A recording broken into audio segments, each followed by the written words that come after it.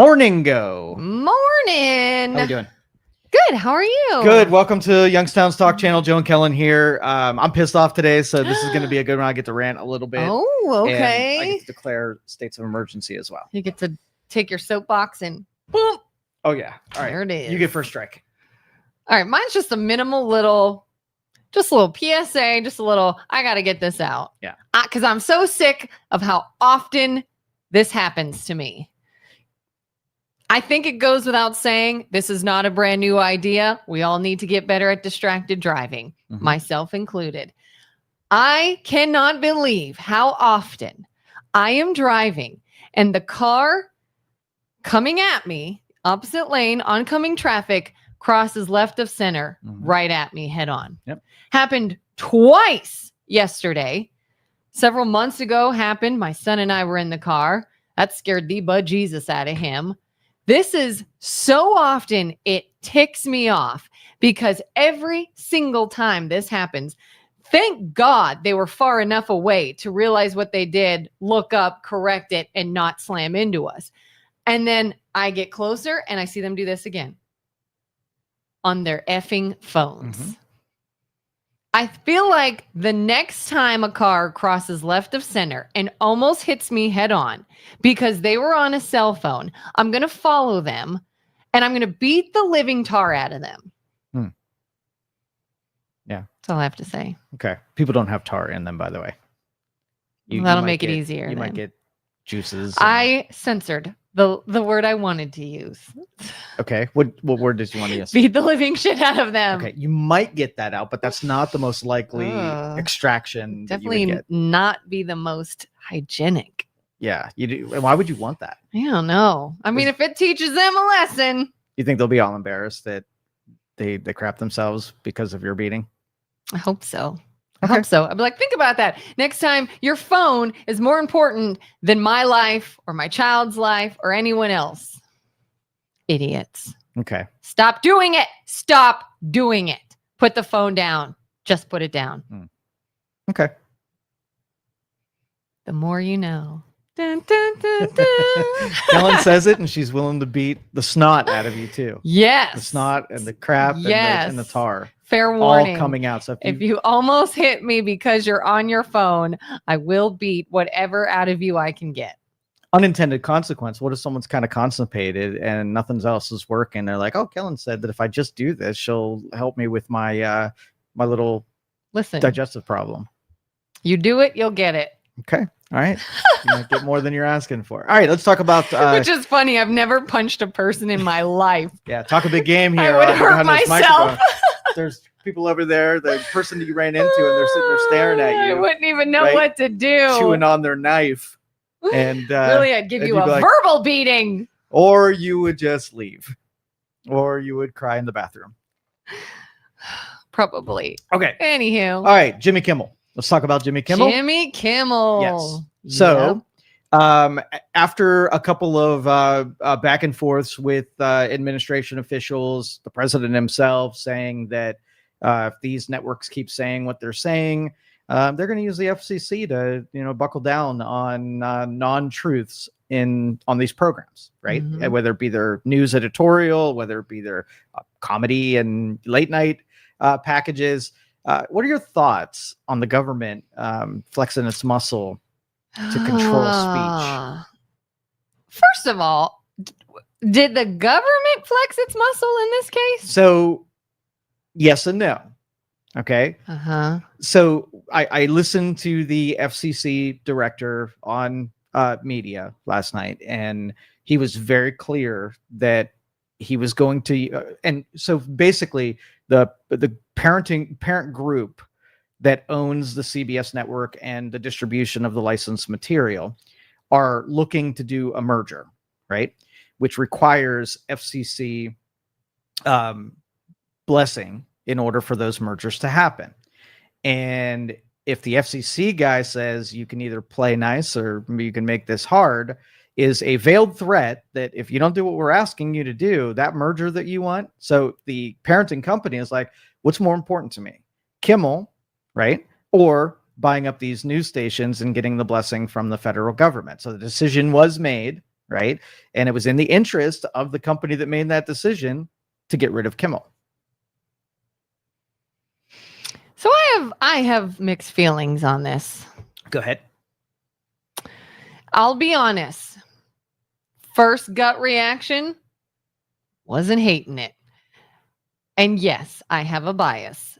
I am a Charlie Kirk fan. I don't like people saying mean things about him or people in general. I got real disgusted with anyone that had the nerve to speak ill so soon. Whether you like him or not, I'm not faulting anyone for not liking him. I'm saying a horrific tragedy occurred. And if you speak ill of that tragedy so soon, to me, that's a dumb move. I think you're really, really, really playing a risky game there when you know how divided people are on this topic. You took a gamble and you lost. I'm not going to feel bad for you. Having said that, I also very much don't like the idea of censorship, getting in trouble for speaking your mind. We've seen this a lot. There's a lot of hypocrisy in this of, oh, well, you canceled this person, but this person's allowed to do that and yada, yada, yada. And if it is coming down to the government saying you can't say that, that doesn't sit right with me. That's like, we're America and we're allowed to say whatever we want to say.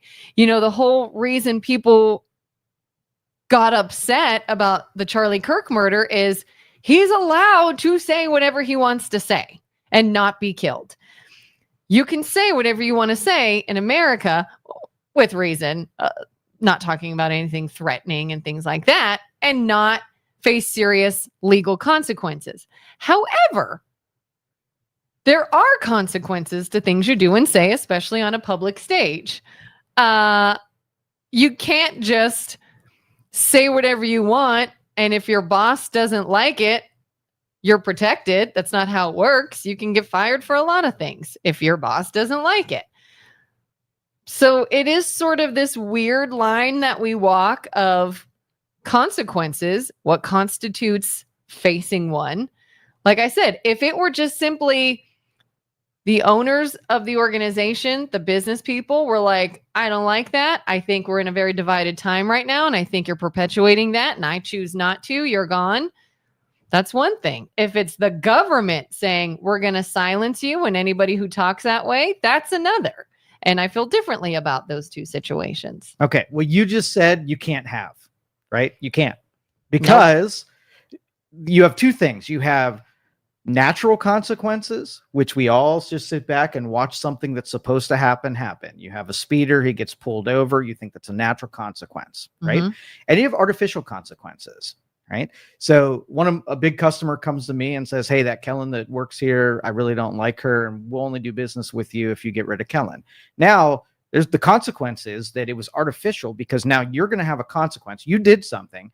I don't really dislike it, but somebody outside pressured me to get rid of you. How are you going to feel about it? What would you give to me, like the advice to me, whether or not I should pick you over them?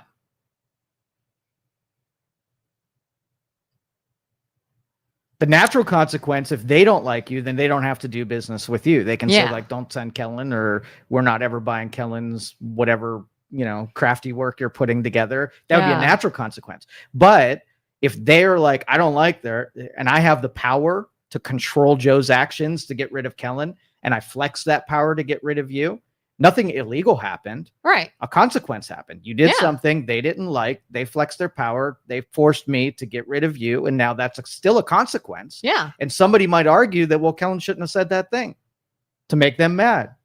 Yeah. To leverage me. It's not a fair thing. It happens. So in the 90s, when I was first getting started, I had a lot of those leverage actions because it was just at the tail end of the mafia exposure and the organized crime here in Youngstown. And so there was a bunch of like me getting started. I was dealing with people. I wanted to expand my business and get new customers. So in order for me to get a new customer, this guy over here would say something like, if you want to do business with this group of people, then you're going to do XYZ for me. They use their leverage. I wanted the customer, right? Mm-hmm. And so if you can leverage on the positive side and you can leverage on the negative side, you can control the actions of other people. So you can't have that, because as soon as you have that, people are going to use their power in order to make inauthentic consequences happen, and they're unfair to the person who they're being delivered to. Yeah. I mean, wouldn't it be similar to an employee of a business doing or saying something, and then the general public starts to boycott that business because they didn't like it? That's exactly well, now right. the owner is like, I'm losing money. We're going to go out of business. What do I do to get customers back? Get rid of you. That's a tough decision probably for that business owner. Okay. So if, let's just say an ice cream manufacturer, I disagree with their politics. So I'm like, I don't agree with them. I don't want to give money. So I stop buying them. Mm-hmm. And then I'm like, okay, well, it's just me. I want them to feel more pain. So I'm going to go on social media and I'm going to try to inspire other people to do the same and do a boycott.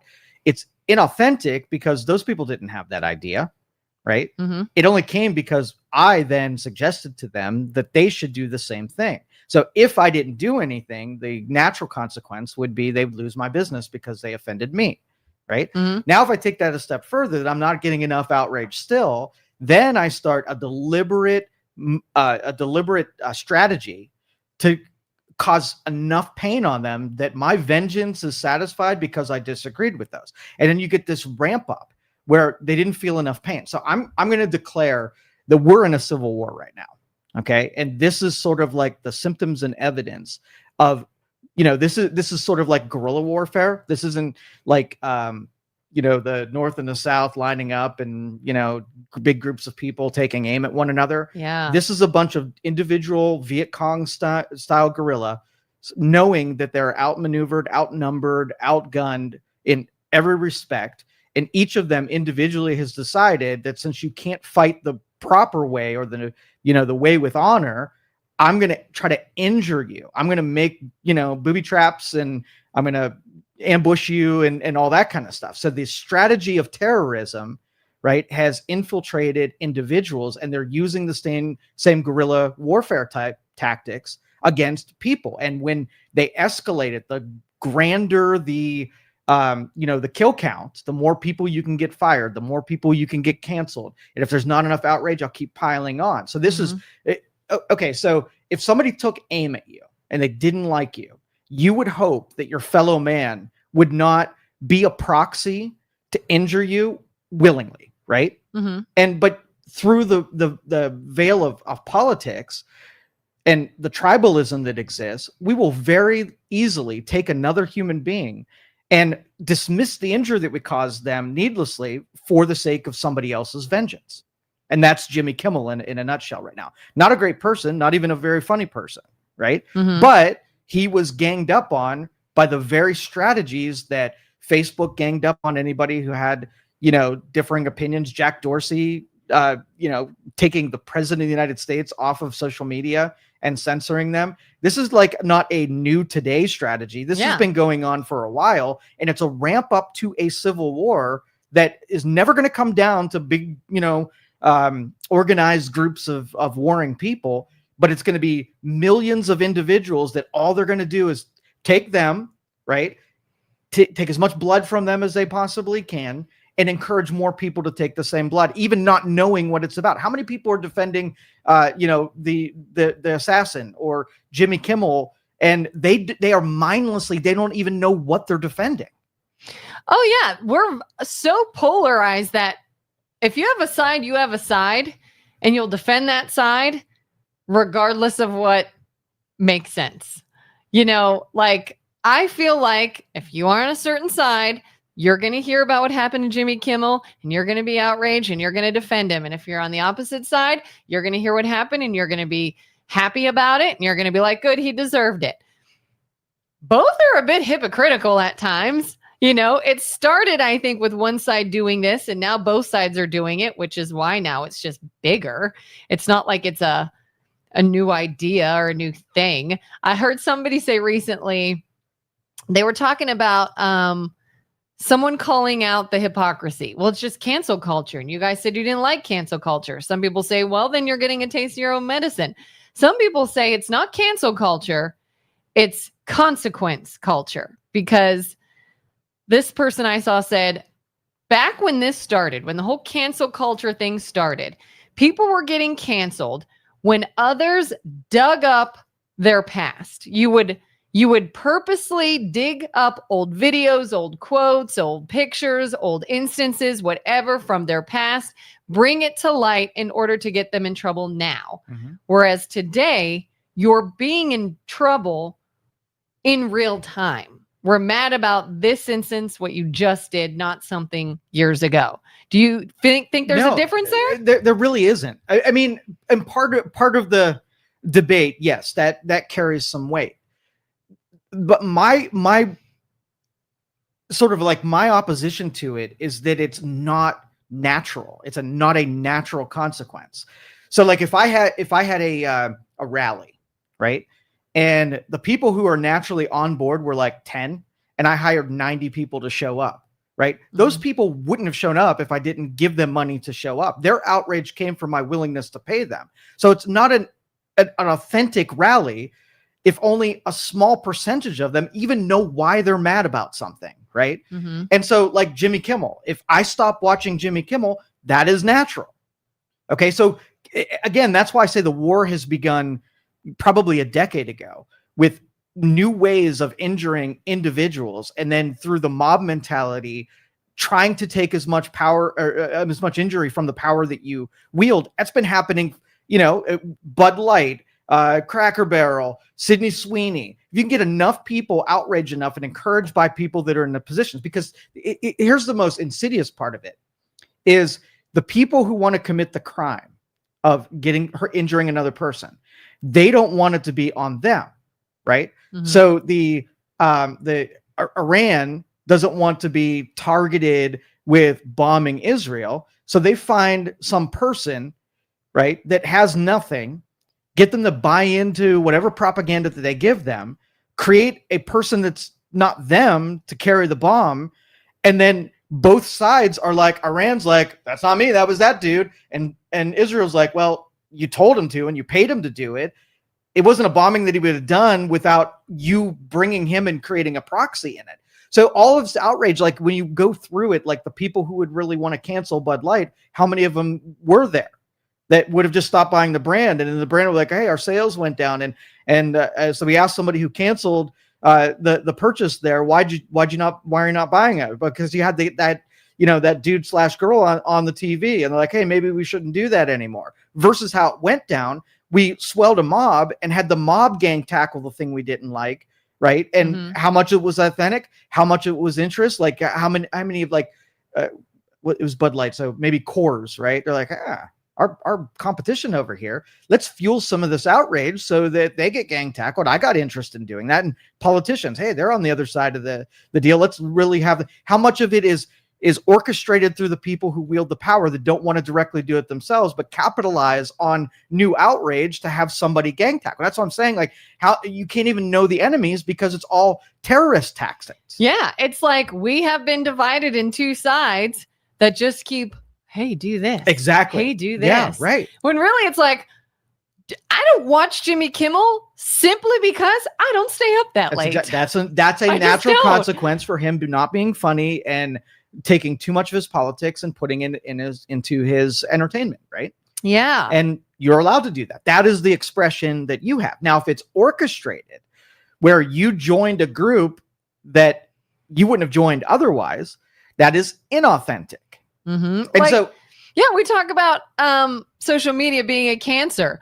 Do you think this whole trend of calling to get people fired based on what they post on social media would be a thing if people didn't start seeing other people do that? That's exactly right. That's what I'm saying. Like, the mob mentality is the most dangerous. The reason why we are in a civil war right now is the banding together to hurt other people without humanizing them and saying, what peril did we just put in them just to get a little bit of vengeance out of someone? Mm-hmm. I've been in the middle of it when you have a public official tell you that if you do a thing or don't do a thing, that your life is going to get, really complicated. Like those threats and those are real things. Like this happened many times over my career. And what do you think I did? Didn't do it. I backed the F off, right? Because I was not in control. I didn't have my own guerrillas out there that could have helped me fight that. And I was just like, okay, I'm going to pivot away from the thing that has lots of risk and danger. So I almost gave it a benefit. I made it, I made it work for them. So they probably kept doing it. Yeah. Who's going to stand up to people who can end your career, end your life, end your whatever? Yeah. You get afraid of it and you just go in a different direction. And there were other opportunities that weren't part of politics and weren't part of governments and city officials and mob bosses and whatever. So I went there instead. But those things, don't you think that the next guy they called into their office, they said the same shit to, and it was effective so that they kept doing it? Absolutely. And we've just been tolerating that kind of behavior from it's not just organized crime. The people who threatened me and veiled threatened me were legitimate people who were not doing criminal things. They just knew that the position that they held, they could pull that threat off and never be in trouble for it. There's nothing that I could have done. And do you think this is just so badly bled into the general public where it could be a group of people that we have no connection to each other in a business sense, in a transactional sense? Like somebody could reach out to me and be like, hey, here's this dude in the headlines I know you like. Oh, look at this dumb thing, blah, blah, blah. I can't believe you like him. And I want to be like, you didn't have to message me today. Like, I have no beef with you. I have no whatever with you. And now it's like, it's not even out of control. We've now been so pitted against each other that it's like, why do we care? Like you said, if you don't like somebody, don't use their product, don't watch their show. But it's when we go that extra step further of now I'm going to come after you because I know you do like them, or because you hate them and I like them, or whatever. And it's like, where does that end? Where does that end? Why is it that years and years and years ago, before social media, we all just had an understanding that we probably disagree on things. We all knew that some people voted for one guy and some people voted for the other.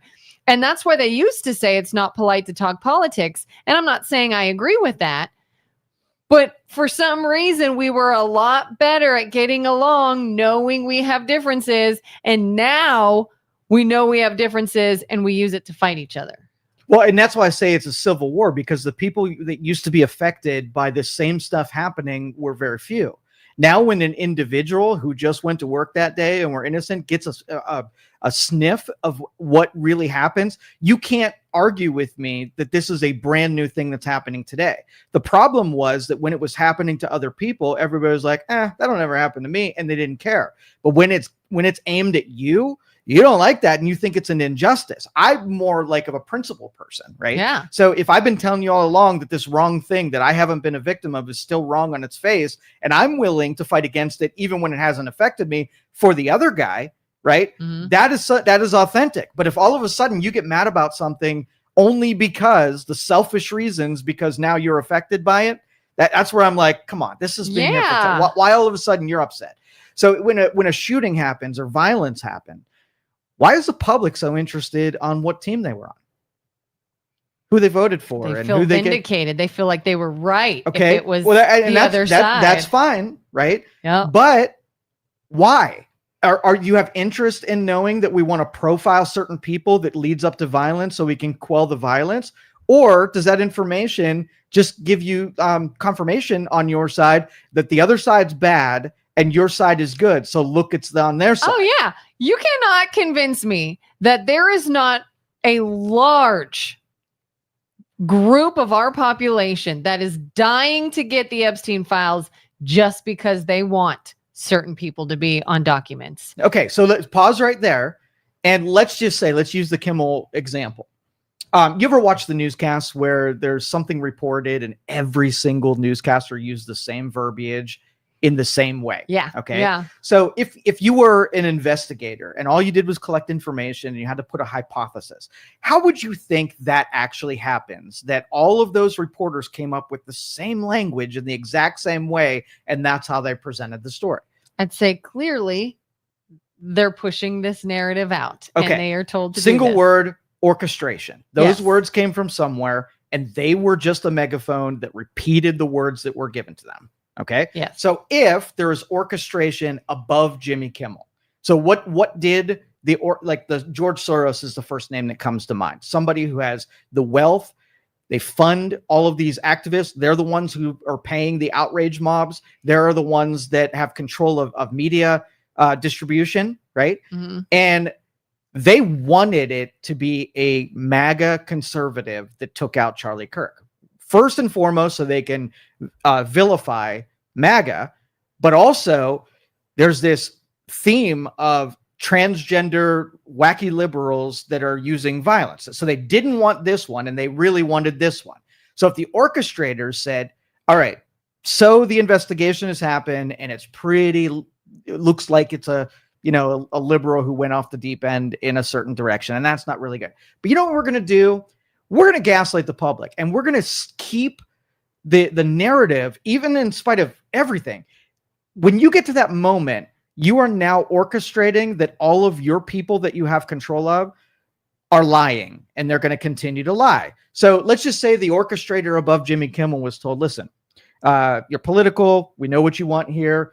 See if you can find a clever way of keeping MAGA as part of the narrative so that the low IQ people in our society will keep hearing the association between assassin and MAGA, and they'll just keep that connection going as long as we possibly can. Mm-hmm. Right. So now if your FCC, right, and your administrator said, this is really what's going down. Jimmy Kimmel didn't have that original idea. There's an avenue of corruption where it was gotten to Jimmy Kimmel to keep the MAGA narrative alive, and FCC controls what comes out of there.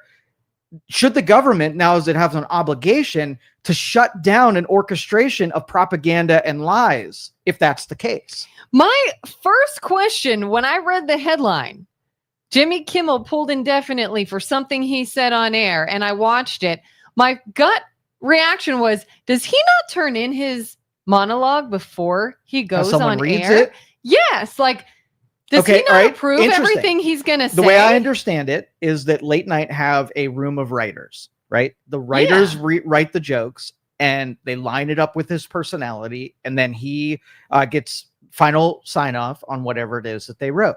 So if I wanted to control what came out of his mouth, those writers would the people I'd go after. So I wouldn't blame Kimmel so much as the people who put the words in his mouth. It's possible he ad-libbed or he went off script or he threw that in there. Yeah. It is possible. But I was wondering that, like, was this something he just thought of on the spot and said it? Or was this something that was in writing and approved? And if it was, that's odd. Yeah. But the couple lines that I took out of some of the media yesterday were that they are going after the funders, the orchestrators, the people who craft those narratives and then push it down on all of their mouthpieces. And if they can dry up the money, comedy and news, like let's just say you have a Reuters feed that basically populates all of the news deal. Okay, so the orchestrators then have to corrupt the Reuters feed or the news agencies that push those stories out to them so they can read them.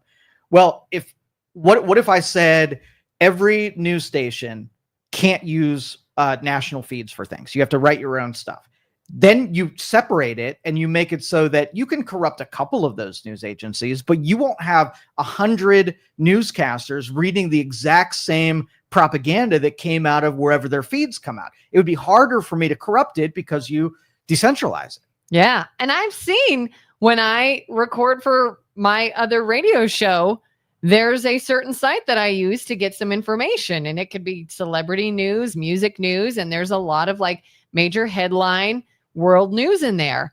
And it is so obviously biased the way it is written. And I'm just like, I'm not even talking about that. But how many people will just read it? We'll just read it as it's written. Well, but human nature, we want to centralize power and control because it's way more convenient and it can be more effective. Libertarianism says we need to, if the founders said that absolute power corrupts absolutely, right? And which means that is not like a suggestion or like a little wink. That is, if you get too much power concentrated in one area, it physically, mathematically, it will always corrupt in nature. So if you had gas stations, right, and you had 20 different gas stations, the natural market forces set their pricing and whatever, and you had two guys get together and say, I'm sick of fighting with you, let's merge, right? And all the gas stations merge, and then you look to say, okay, why is the gas prices so high right now? Well, you took competition out of it, and the consolidation meant that everything was uniform. It was easier to do. Consumers liked it because of all the benefits. But the bad side is now you don't have any factors that keep that system honest. So you need to break it up and break it into 10 different pieces and let them fight each other so that the consumer is protected by that same kind of centralization and consolidation. And that's the same thing that happens in news. If you consolidate news, if you consolidate government, if you consolidate finances, everything has not just the chance, but it is 100% going to happen that it's going to corrupt unless there's a force that breaks that up. Yeah. Somebody said maybe ABC. I'll go back to. Oh yeah, there we go. So did the MLO Bros get canceled by Ursuline? So this is another deal, right? Yeah. And I'm a big. We got advice to not talk about certain topics on this show because of the reach that's limited when you talk about those things, right? Oh, you're talking about as in people all over the internet aren't going to know Ursuline? Oh no, Or are you talking separate about, thing. Oh. We can't say certain words without limiting our reach. We can't talk about certain topics. Do you not? From an algorithm standpoint. From an algorithm standpoint. Yeah. Human beings created the algorithm to take certain speech and to make sure that it doesn't get any magnification whatsoever. It's minimized, right? Mm-hmm. And so what we do is we're like, okay, well, we won't say those words so we could get maximum reach.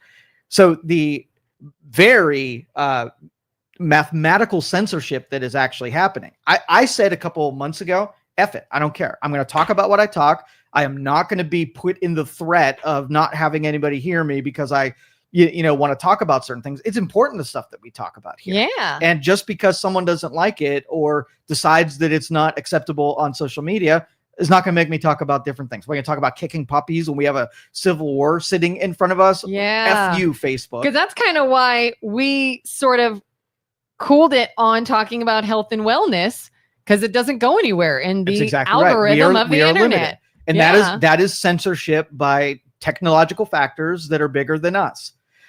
So to answer your question, the MLO Bros got a bunch of parents or people mass reported their page, right? So if you can get a group of mob together, and you can all decide that we're going to injure the MLO Bros, what they do is they, in concert, go and report. The algorithms suck up something that got reported and say, this must be bad. And they do put it under review. And then when it's reviewed by a human or another algorithm that does reviews, determine whether or not this was good content for the people. So the power that is concentrated in the mob says that if I don't like what you're saying, right, I have some mechanisms to make sure nobody hears you So yes, MLO Bros, Jimmy Kimmel were gang tackled by people who didn't like what they were saying. Regardless of what they were saying, they didn't like it, and they had enough power to be able to kick them off air. Now, the MLO Bros are not going anywhere, right? They're just not the type to let this die down and whatever. So they might have 3 pages and they all get hit, but they will find a way to get their message out. I can guarantee you. Yeah. I saw on Facebook, they're launching one today, aren't they? And that one will get taken down, and the one after that will get taken down, because the mob that hit him the first time isn't going to be like, oh, they popped up another thing. No, they're going to hit it in the same way, because now they have the power and control. Thank you. To stifle their speech. And you can disagree on that level. Like, that's where debate is really important. And if you disagree with how someone's coming across, if they're lying, you yourself need to debate and push against it. And more speech is better, not less. And so that's exactly what they're going to do. And they're going to go probably, if they were volume 8 before, they're going to be volume 20 now. And that is the natural consequence of trying to shut someone up as they start screaming. How do you feel about those that are willing to shut someone up, but not come out themselves and say what they think? Like, there's been many times, whether it was our show, MLO Bros, anybody, even Charlie Kirk was great at this. Like, you don't agree with me? Okay, here's a mic. Let's talk. Mm-hmm. Here's the mic. Here's your chance. And then they go, oh, no, I'm not doing it. Yep. I don't want to get someone mad at me. I'm like, but you'll do it behind the scenes. There is, and that is the cowardice that we allow to exist in society. Like if I knew if I said something you didn't like that we were just going to punch each other in the face, then if you didn't want to get punched in the face, then you wouldn't say the thing. That would be a threat of your safety for making sure that you want to say what. So the MLO bros, right? It is not easy what they're putting themselves through. They have the courage to be able to say things they know people aren't going to like to hear, right? And they're willing to fight the consequences and have the other battles that come from that. So you want to bring, you want to bring your hate at them, they'll embrace it. And that's hard when you are fighting against someone who's more courageous than you, that are not afraid to take it to the next level and have the furthest extent of the debate that there are. So if I'm an intellectual, there's certain parts of debates that I'm just not courageous enough to have, right? There's certain people that I would love to have a debate because I know they're going to have it in the philosophical and where my intelligence, that's my wheelhouse. But if I had some idiot who were just going to spout propaganda, I wouldn't even have anything to say. I would be dismissive of her. I'd say, no, I'm not even going to have the debate with you because that's not my expertise. I even feel like when I get things like my Maha hat, or some people are making Charlie Kirk t-shirts now and all these things that I would support. And I'd be like, you know what? I don't even want to wear that stuff in public anymore. Yeah. And it's not that I'm ashamed of it. If somebody truly said, hey, I'd love to know your feelings on that thing, by all means, let's have a conversation. But I know that's not the norm. The norm is to immediately escalate the situation, become unreasonable. You don't want to interact with me based off of any type of information I could give you. You just want to spew crap and not listen to any rebuttal. So why? Yeah. Like, so it's an enormous waste of time. We took all in evolution. If you've learned anything about Darwinism, is that when you allow weak-minded, weak-willed, really just weak overall people to be encouraged to do things. So for instance, you get pulled over, right? Mm-hmm. And then you're like, I'm going to be a badass. I'm going to talk to this cop and tell him I'm a sovereign citizen and I'm not even giving you my driver's license. Like, you're big old badass. And then they pull you out of the car, slam you on the ground, put handcuffs on you, and all of a sudden you're very sorry and you won't talk or speak up anymore. But because the consequence visited you, they didn't really see coming. You thought the whole Karen attitude was going to work, and the cop was like, I'm so sorry. You know what, Judge? I'm so sorry, right? I saw something on Facebook recently that said people with keyboard muscles need their real life teeth punched out. That's exactly right. And that's the real natural consequences that allow people to govern their behaviors and what's acceptable. We just gave really low IQ people who were, spaghetti noodle spine people, right? Yeah. Lots of encouragement that they have something important to say and the courage to stand up to you who will punch them in the teeth. Yeah. So then are you against if somebody wants to spout off online and someone else is like, I can't come punch you in the teeth, but I can sure call your employer and get you fired. Are you for that? That's the guerrilla tactic, where you use power that you're not willing to do and allow them to work on your behalf instead of you. Fight your own battles means, right, that if we have words and I'm like, yeah, let's freaking fight, and then tag somebody in there to have the fight for you, you're never going to feel the pain that got in that moment. It's that other dude that you tagged in is the one that gets to fight your battle for you. And almost, does this feel a little I'm speaking in stereotypes. Does it feel like we have left how men would fight their battles and moved into how women would fight their battles? 100%. 100%. Like, hey, I'm not going to physically take you down. I'm going to be far more. Well, you think women mouth off a little bit more because there was, in culture, it was like men don't hit women, and women like, oh, they're not going to hit me, so I can get away with a lot more, knowing that there's less consequences when because I'm a woman. And then the feminists ruined that for y'all, and they said women are men, so men are like, oh, what would I do if a guy was in there saying, oh, I'd punch him in the face, and then women get punched in the face, and all of a sudden you become a pre-feminist woman, like, I'm so dainty and that hurts so much. Why did you do that? Just like the cop example. Yeah. Julie says, Todd Blanche announced that they will be cracking down on organized protesters and federally charging them. Good. First Amendment rights are under attack. You either support it or not. There is no middle road. And my uniform principle is this: your rights are an individual right. Wait a minute. I said good, but let me clarify. Organized protesters, real protesters, or organized like paid to protest? Organized means that some governing body created that protest with influence and money and bodies that are inauthentic. Like there's a difference between a group of people that feel strongly about a cause and decide to protest. And then there are people that are like, you want to make some money? Yeah. Take this sign and go cause problems. Yeah. So in the organized side, the Soros funded pseudo protests are the ones that they're going to go after. But again, libertarianism kicks in. So when you get the government to be able to hit the ones that we don't want in there, right? Because they're inauthentic and they're just organized by partisans. Do you trust the government to like take your foot off that gas pedal and say, hey, there's an opposition deal. We can use the weight of the government to squash them because it's better for us, right? So I don't want them anywhere near this. I don't want Soros's to be able to fund protesters and make them out to be more. I don't want mob rule and have people ganging up on innocent people and making it more than what an authentic, whatever outrage would be. And I don't want the government to have the controls to be able to squelch anything because they can't handle that kind of responsibility. So there's no answer to it. And that's why I say we can't have the thing that we actually want in this because it's mathematically now out of. You go back 10 years before any of this happens and you have smart people that talk about this and say, hey, there's a slippery slope. If you keep doing this, it's going to get really bad. They're like, that'll never happen. So we did that. Like we earned where we're at right now, which we don't have any options. Yeah. Carter says maybe ABC or Disney just wanted to part ways and had nothing to do with the White House.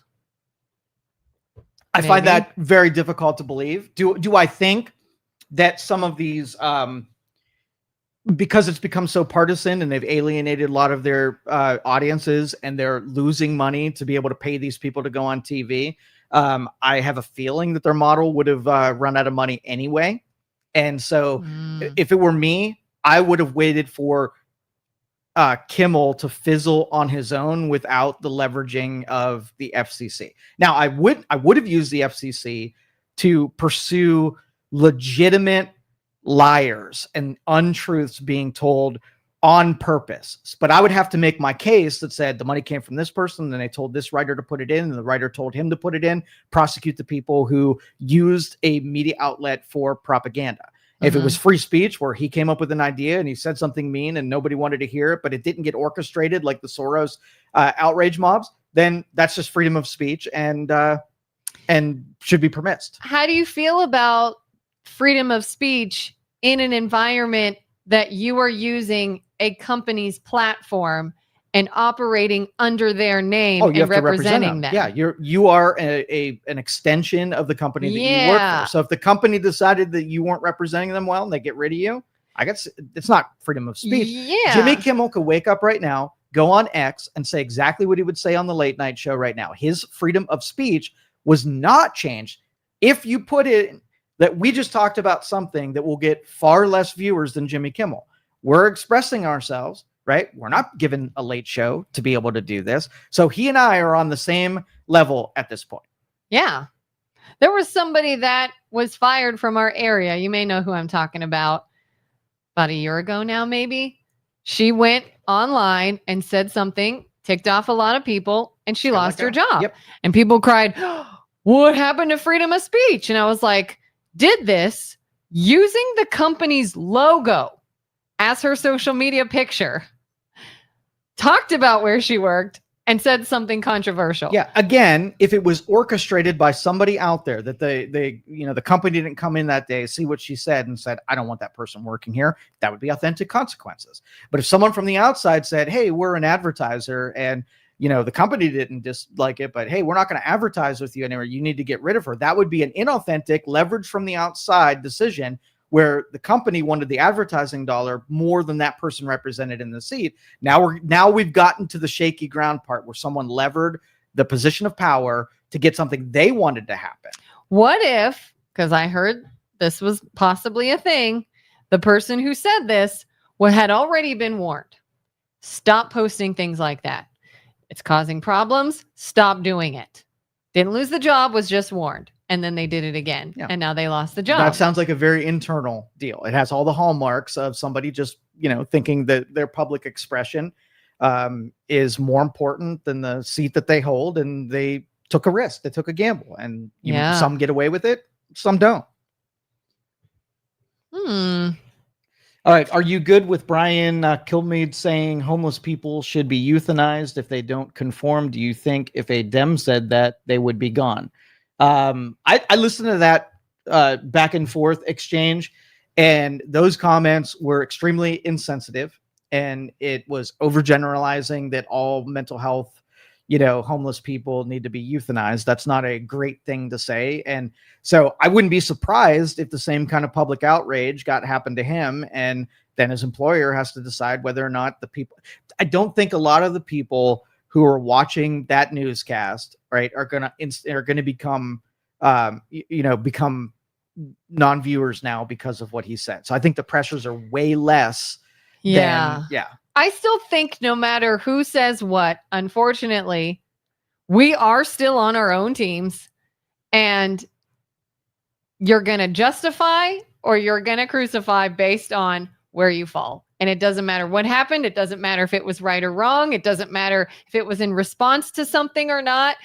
Anybody who agrees with a particular side right now will say that's wrong. And anybody who disagrees will say that's wrong. And I don't think we even consider what makes sense anymore. Yeah. And I really, on both of these, Kimmel or Brian from Fox News, I don't really care either way. Like, they're not on my team. They're not on my team. And I don't wish ill on anyone. So I don't hope one thing happens and not.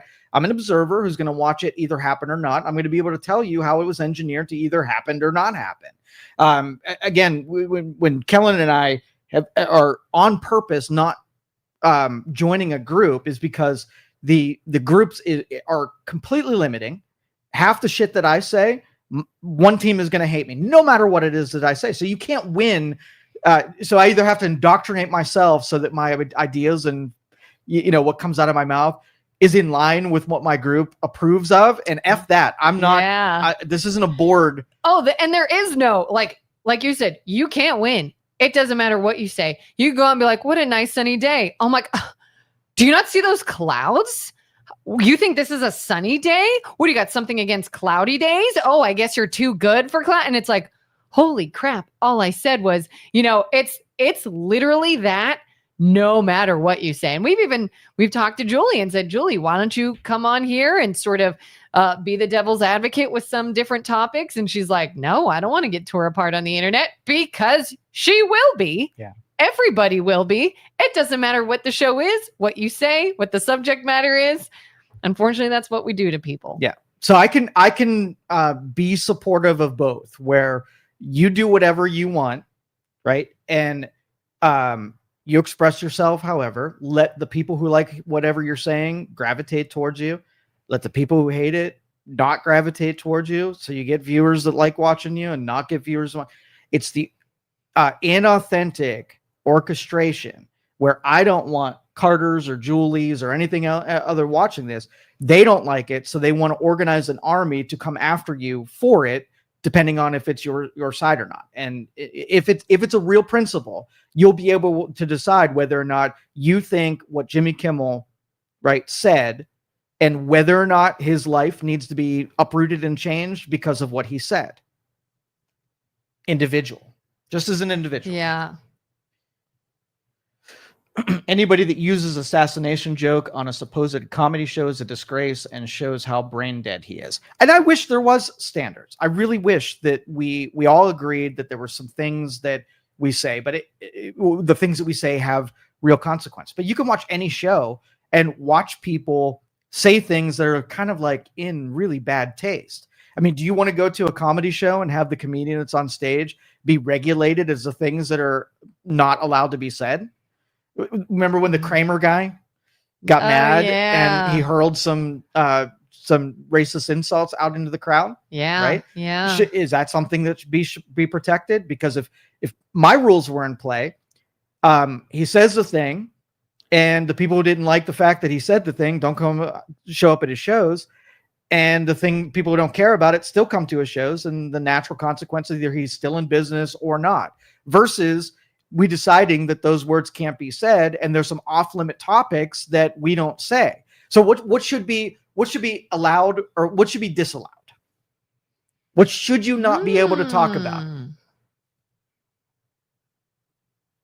I don't think there's anything you shouldn't be allowed. Really, call to talk action about. is the only thing I disagree with. When you are trying to make somebody else or nudge somebody else into doing your bidding for you, whether or not that's hurting another individual, whether or not that's canceling another issue, you should talk about you and your opinion, and then see who agrees or disagrees with you. That should be public discourse. So if I get up on stage and I say that I don't like something, right, it's going to have the natural consequences of, if I went too far, I'm going to know about it based on my crowd size. How do you feel? I keep thinking about this example years ago. Remember when Kathy Griffith got canceled? Yeah. Because she showed like a fake beheading of Donald Trump, and was holding this gruesome fake severed head, and everyone's like, too far, you took it too far, and she got canceled. How did you feel about that? That was a big risk. You knew what you were getting in for when you did that on stage. So if you want to be insensitive and go shock value Howard Stern style, there's going to be repercussions, and you got to own that before you do the thing. Yeah. And you sort of need to know too where you stand. Like when she did that, I wasn't a Donald Trump fan. And even I went, come on, that's too far. Right. That's unnecessary. I also didn't care enough for Kathy Griffith to push back on any hate she got. You know, like I said, I don't watch Jimmy Kimmel because I don't stay up that late. I don't watch any of the late night shows. I didn't see a lot of Kathy Griffith's content because I didn't find her that funny to begin with. Well, I used to orient my entire day about watching Johnny Carson, Jay Leno, and SNL, the funny things that happen in the evening when they can take some liberties with language and have more adult content stuff. I loved it. I mean, it was funny. I really enjoyed it. And then there was a shift where it no longer was about being funny. When SNL started lampooning everyone, that was hilarious because that was what comedy was supposed to do. Yeah. And then when SNL started saying, well, we're kind of a liberal thing here now, so we're going to take really big shots at one side and, ask Joe Biden what his favorite ice cream cone is. That's when I bought out, because it was just a weapon against one side instead of a weapon against all sides. And that's where they lost me. And I won't, the Kathy Griffins of the world can't help but inject their politics into it instead of just trying to be funny. Yeah. And that's where I was out. Do you think they do it thinking I'm gonna get bigger off of this? Like if I'm sort of just a B-lister, maybe I become an A-lister with more publicity. I often think about that because and I think the advisors and the people they consult with on what they're going after, I think it's more that they have a platform and they haven't been able to say everything they wanted to say, but they get to a certain point that now people have to listen to them.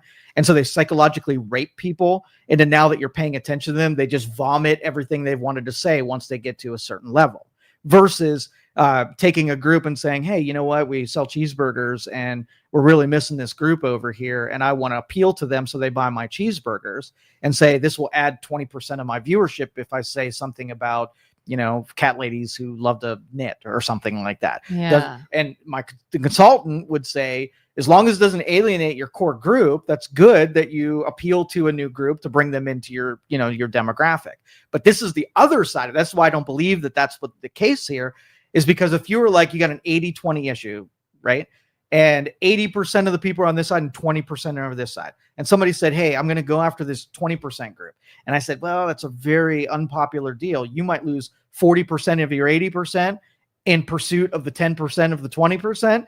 I wouldn't do that. Don't do that. It's Yeah. not a good enough risk. If your goal was to become bigger and grow your brand, I think it's that just very egotistical people that take their platform and they want to punch you in the face with what they have to say because they're absolutely smarter than you. That's my true feelings. Jennifer, y'all heard of groypers? Mm-hmm. Though who are the orchestrators? Are they in the room with you? Is it named Soros? He gives 20% compared to all the Heritage Foundation folks, but no one wants to talk about possibly because they're the orchestrators. So I've just recently heard groypers. Mm-hmm.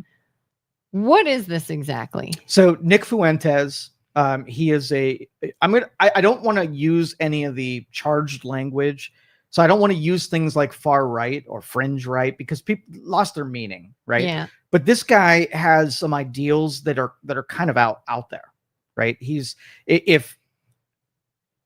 I don't even know who to compare him to because he's its own thing. So he's more adopting to more of the very unpopular angles of conservatism. So if you took somebody who was extremely religious and they went to the nth degree where they were text interpretists, and they took the letter of the law and they thought that was it, and it ends up being extreme. So if you consume pork, right, and you and this isn't Nick Fuentes, but I'm just giving a example, and they believed that the pork was the thing that made you go to hell, and so you rampaged against everybody eating pork. Reasonable people would say, well, maybe taking that too far. I see why you're there, but you went a little bit in more of a exuberance towards something. Well, that's what Nick Fuentes is. And he has extreme views, not very popular with traditional conservatism at all, has a great following, a huge following of people who are on that fringe element. And it's probably counter like the trans group where they're equally as militant and they have huge group of followings kind of thing. So there's like a far right and a far left, and he would be on the far right. Very fringe far right. Yes. Yeah. So groypers is like his group, the people who feel, I don't know the origin of the word. It's a name kind of like MAGA. Exactly. Okay. Yeah. Groypers is a group of people. I don't see them as very influential. I've put them in the box. I've never even heard, so maybe not. So they don't have much popularity. They don't have popular appeal. And if you ignored them, they would probably never be heard from again. Yeah. They're taking a moment to be, making some headlines, getting their membership up because of the fringe people who want to join this group. There's another one. His last name begins with an M, I think. Mole something. And he even made a post. He's like, well, you killed the nice guy. Now you have me. And he seems to be another sort of very far right. And that is the pendulum swing. swing. Who this dude is. That is the pendulum swing that is bound to happen. People are going to capitalize on it, use it to their own end, and use the energy that's created in the the void of Charlie Kirk. And there's going to be some good that happens, and also some terrible bad things that happen. But as far as the Soros versus the groypers, however you pronounce it. So I look at it as the orchestrators, the people who are accumulating controls. Like, what are they doing? Okay. So the liberals have a head start on buying radio stations, newspapers, television, being able to control narrative and have enough funding to be able to put out propaganda to a group. And then you take the Heritage Foundation that does exactly the same thing, smaller footprint, maybe more cash supply, but they don't control enough radio stations. If you take all of the public outlets that have influence of George Soros, the mobs and the NGO groups that are funded by that, and you put it in its aggregate, you compare the two, Heritage Foundation has way less exposure than the Soros group. So if I wanted to equalize it, and if we're going to play that game and have these off books black operations to be able to, propagate propaganda. I don't think I've ever used those two words. Propagate propaganda. Propagate propaganda. It's both a verb and a noun. Right. If I were to do that, I would say, which is the biggest influence on culture? I would say Soros has a much bigger footprint. And if you can take, here's what you do. If I wanted to neuter Soros, is that if he's going to spend money, I want it all on books. I don't want him to be able to filter it through and not be able to tell how much money that he is truly spending, and getting it back to politicians. We're paying them off directly, getting it off to outrage mobs, being able to control narratives on that. Number one. Number two, anything that is an independent media source, no source money for them. If you have an FCC license where that, we're both broadcasters, FCC hits guidelines of the things we're allowed and not allowed to do. Do you know why they do that? Because of exploitation, right? So somebody like payola rules. Yeah. Right. So if somebody came through my door and said, I really want you to talk about XYZ, and here's a trade of services, or here's direct money, the FCC will find the shit out of me because I let outside influence dictate what it is that I was going to say. Yeah. Right? And so every radio host knows what the FCC can do to flex their muscle. So why doesn't that not count when you have money influence that dictates what people are going to say? They should get the same damn fines, only 1,000 times bigger, to keep that stuff in control. So we have the mechanisms to be able to control this. We just don't extend them to people because they have too much concentrations of power in media. Yeah, that's a good point. Very clear that you can't just do anything you want to do if someone else is influencing you. Sorry, I'm under the guidelines of where I work. Can't do it. But they can do it. Yeah, they can say, hey, I want them to use this thing on all the newscasts, pay a bunch of money to all those people in advertising dollars directly or in advertising dollars. And then they watch their words come out of every newscaster that they're under control of. That should be very legal. Is that a little bit similar to universities? 100%. The dominoes that started following when Elon Musk started exposing the NGOs that were laundering government spending to these groups that did this thing. You don't think that money was put into controlling narratives and indoctrinating kids in education and doing things in pharmaceuticals and medical? Because they could. There's no counterweight to them accumulating and amassing these powers. And so when you starve the money out of it, just watch who can no longer function anymore, right? Yeah. And the narratives were like, do you think George Soros was pissed off that some of that government funding wasn't getting through those pathways that he created through all of those institutions? He's flipping out, right? He's not happy about this now because he wasn't spending his own money on this. He was spending some. He was priming the pump with his own money, but he was getting the government to fund liberal causes and liberal activism through the machine of government. So anyway, I wanted. No, I do not. Again, I don't think that was a serious charge here. I think that Julie has an important question. Okay, so did Youngstown Studio cancel MLO Bros? I did not. No, in fact, according to their own Facebook page and posts, they'll will be here tomorrow. Yeah, they will be here. Yeah. Does that make you happy or sad, Julie? I want to know. Serious question. No, Youngstown Studio is not the reason why they've not been here all week. Yeah. All right, go ahead and read Jerry's. With politics now being mixed with religion and the age now of lack of personal conversations due to the internet and ability not to interact socially, along with AI and not knowing if it's true or not, as well as the facts that we now can eliminate morals and hide behind a telephone or keyboard, is a big downfall to society and the morality of people. You cannot no longer have conversations face to face out of fear due to societal breakdown. 100%. And who's been saying that for the last 5 years? Joe Danyi. Joe Danyi. So, and I told you so and I told, even with like the AI stuff, I said, hey, here's what's going to happen with AI. If you do something now about it and set some rules and put in people, important to know the seriousness of this. Elon Musk said it, like everybody who's developing it said the exact same thing. And we just wander into these traps. And then we're so surprised when what everybody said would happen happens, right? Yeah. And then we run around just with these vengeance in our hearts to try to mop it up. It's too freaking late. I saw somebody online the other day talking about this idea of, everybody thinks they're right.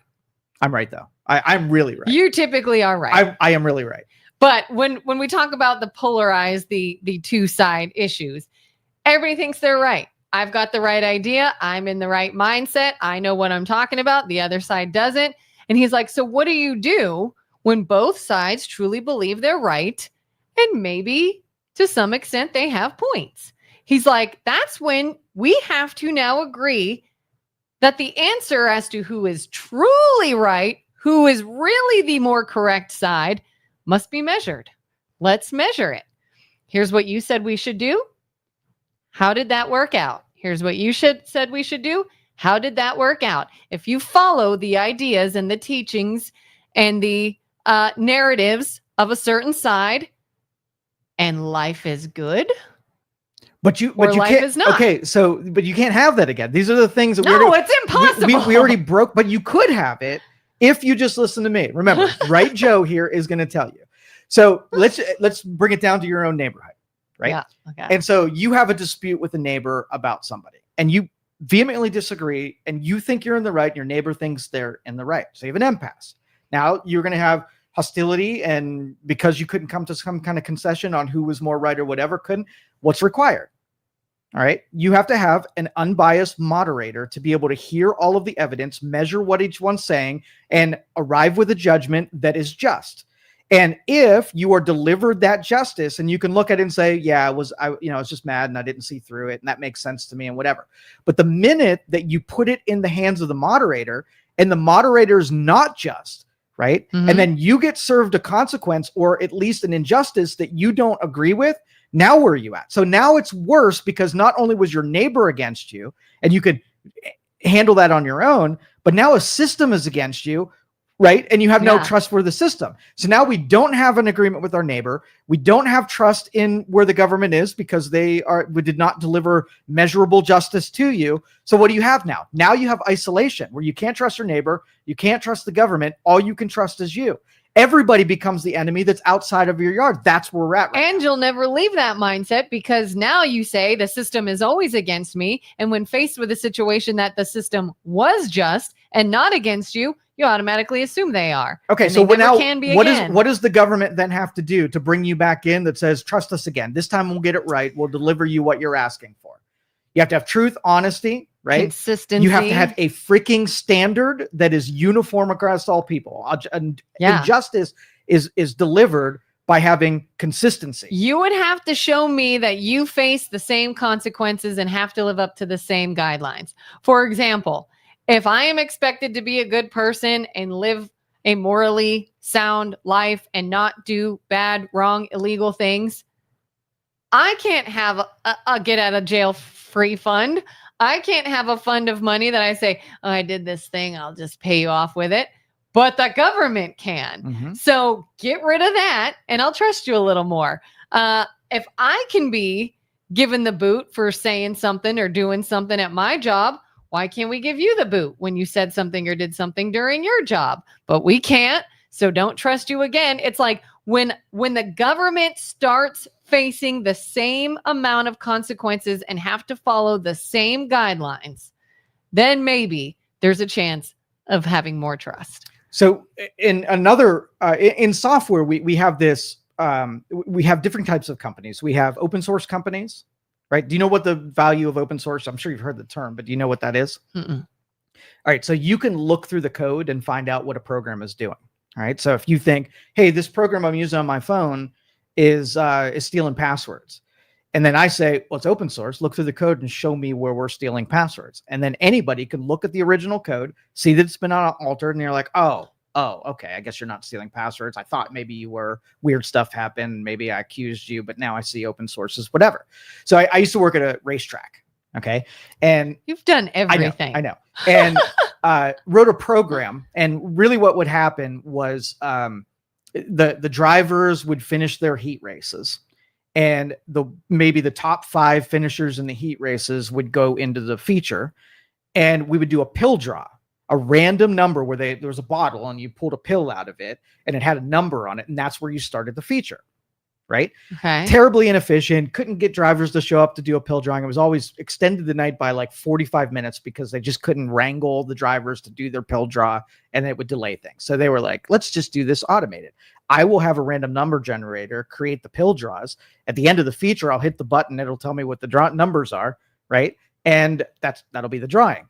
And so drivers started, because they didn't pull their own pill, they started saying, Joe's cheating. I saw this driver got a good pill draw 2 races in a row. He's got to be cheating. And I was like, hey, if anybody says that, have them come up to the tower where I was at, and I'll show them exactly how it works. So the being able to show you that I know that there could be impropriety in this, and I can be open and expose everything that we're doing. There's nothing hidden here. You can have your representative look over my shoulder and see that there's zero impropriety happening. So the open source dynamic means that I can peek into anything. So we'll use my example where you have your mediator with the two neighbors, right? And then you're like, well, your judgment, I question. How did you arrive at your judgment? And if you were open source, you were like, well, here's what I did.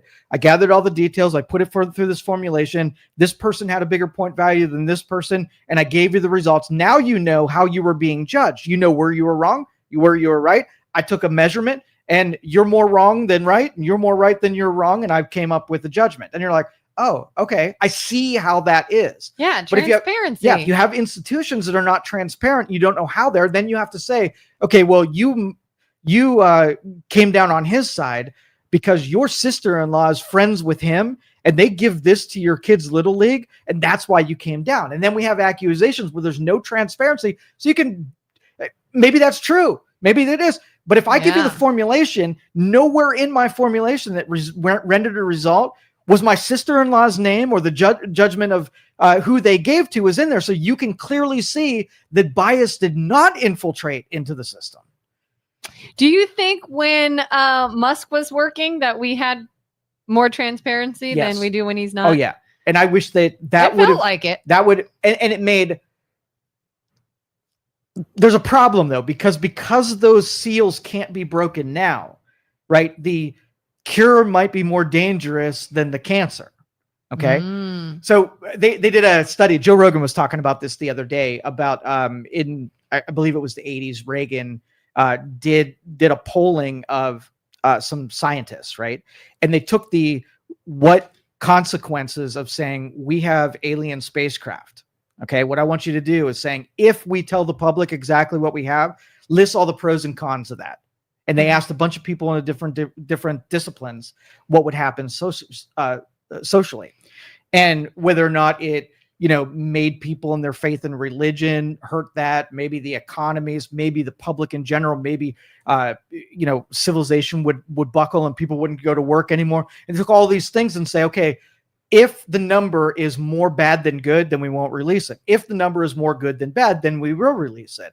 And it was obviously more bad than good, and so they didn't release it. So now as the public, we're like, okay, well, they could have been transparent, just said the truth. Would you as just a regular person, would you be willing to pay a bigger sacrifice by knowing everything? And if the government is making decisions based on net gain versus net loss, then you can see transparency in some of these departments isn't even possible because nobody's willing to pay those costs. Yeah. I mean, what if people feel some kind of way about it and they're like, oh my gosh, we're all in danger. We're all going to die. It's exactly right. No laws matter. Let's just do whatever. And then you have chaos. And it's so you would fight for the transparency that would cause the chaos, then you would be responsible. And what politician or government agencies going to be responsible for that chaos? None of them. Yeah. What exactly did Kimmel say that was so objectionable? I read into it two ways, and it could be some interpretation here. He wasn't making the joke that the headlines say that he was making. He was not. It was a very passive-aggressive version of it, and that's the only thing that I take exception to. He was making a joke about how, and it wasn't even a joke. Like, it was just political commentary. Yeah. He was saying that Republicans are trying to separate it from MAGA, right? Republicans are trying very hard to separate it from MAGA. And then he put a joke line at the end, right? Mm-hmm. And he said insensitive things other than that, but that was just the last thing that he said. Well, he said, and we could probably pull it up and read it exactly. He said, basically, he disagreed with the idea of Republicans trying to paint this as though it's not one of their own, i.e. saying the killer had to have been a MAGA / and that's why I say / passive-aggressive, the IE part, which you have to dig into that. That's a logical jump on a second dimension to be able to say that it was keeping the connection between the shooter and the MAGA as part of the primary part, even if in the words he was saying the opposite. He was I can't think of the literal quote. We could look it up, but he basically, I'm paraphrasing, was, I can't believe they're all trying to pass this off as though it's not one of their own. And it was like, but wait a minute, it's not. And people were saying, some people say he said that before we caught the suspect. I don't know the timeline of it, but everyone's like, why would you even push that narrative? We have the suspect. We know what their deal was. But you have to admit, so it caused that was fighting. Very weak sauce, right? Very weak sauce. It was a cheap shot. It was no. I'm talking from using that as the reason for it, right? And I don't know that anybody's claimed that as being the reason, but that is a very weak version. Well, and then he goes on to say, oh, and everybody, Trump's saying he's supposedly grieving over his friend. Look how distraught he looks. And he pulls a clip of Donald Trump, a reporter saying, I'm so sorry about the death of your friend, Charlie Kirk. How are you? And how are you handling this? He's like, I'm doing well. I'm actually looking over here at the construction of the new White House ballroom and blah, blah, blah. And he changed the subject.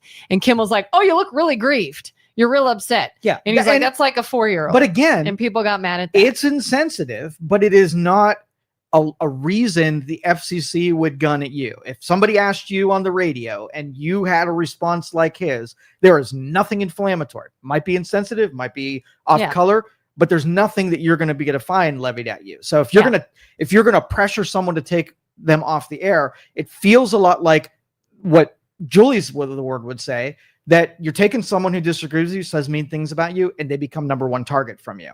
Mm-hmm.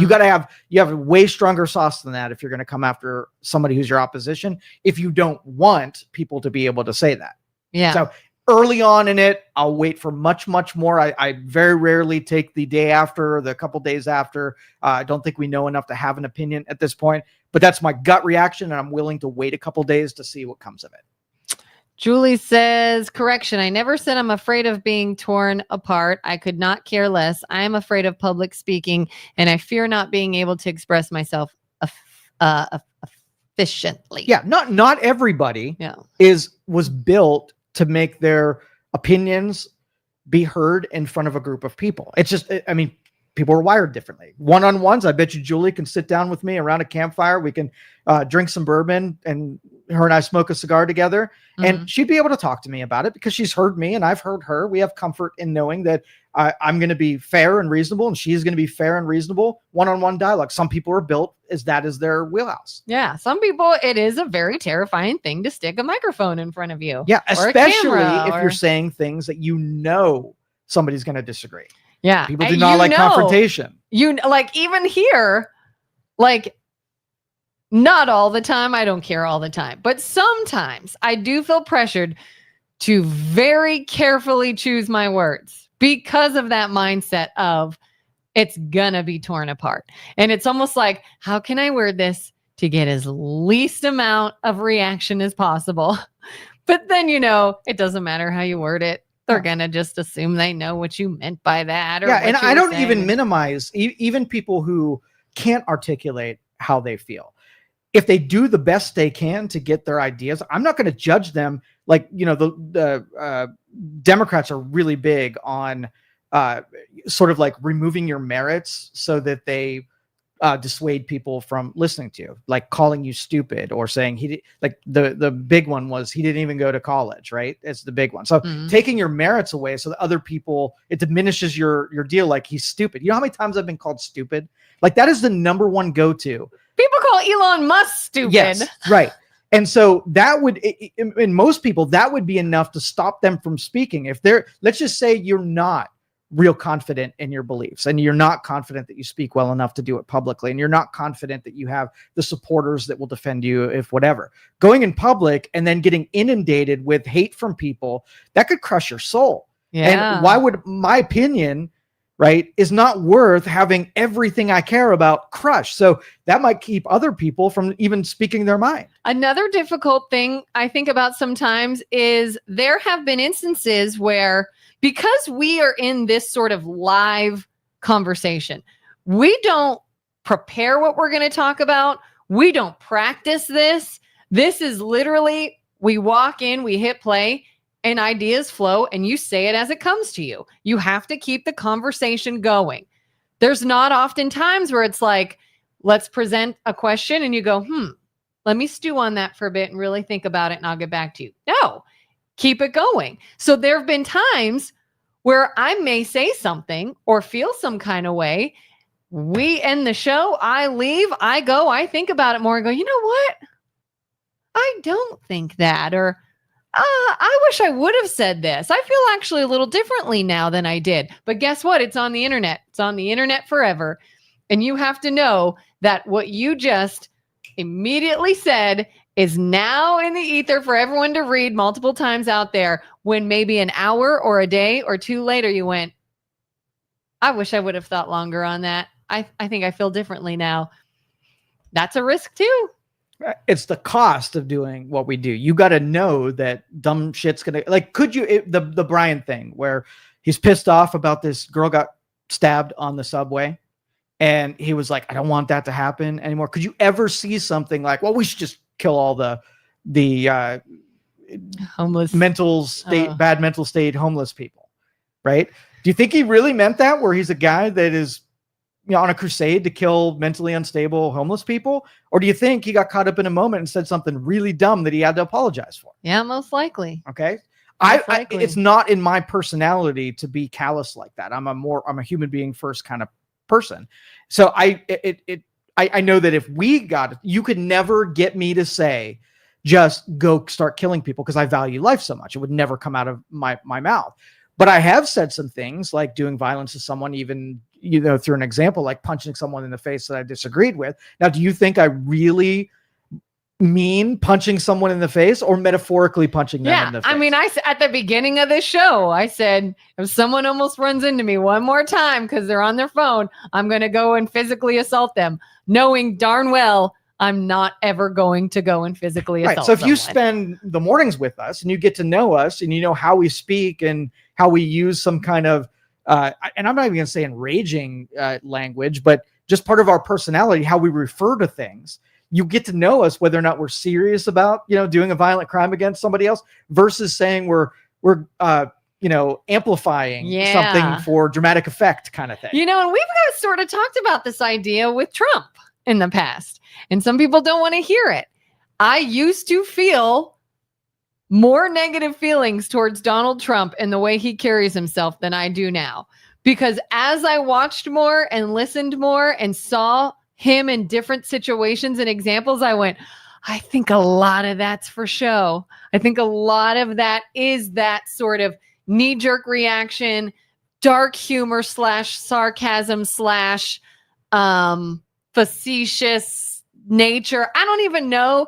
But I feel like I bet you the Trump on TV is far different than knowing him in person. And I would wager to guess that's the case in many, many people that you see in the public. And I agree with that. And I'm annoyed by that because, if I'm going to have faith in a government that's dumber than I am, it erodes a lot. Kind of like, we need to know the real you kind of thing. It would be better. It would be better served to have the belief in people that didn't think you were a blithering idiot in some, settings. And I think he does not do the seat justice by acting and behaving those ways. Yeah. I don't. I get it. I understand sometimes why he would probably adopt certain personality characteristics and say certain things. I can't imagine what being under that amount of scrutiny constantly. I could totally see him being like, F it, who cares? You're going to twist what I say anyways. I might as well just say this. I get it. But at the same time, you are in a position that is that beneficial to you, or would it be more beneficial to just keep fighting it and keep just being? If Donald and I switch places right now and I just became the president, right? Everybody would feel better about having someone who cared so much, who was cautious with their words, wants the best for everybody. Everybody would feel better about me being there. I wouldn't be as effective as he is because what he's willing to do against the machine. So it's almost like, do you want the more likable person, the one that feels like you're working on your behalf, even if they're incapable of getting anything done?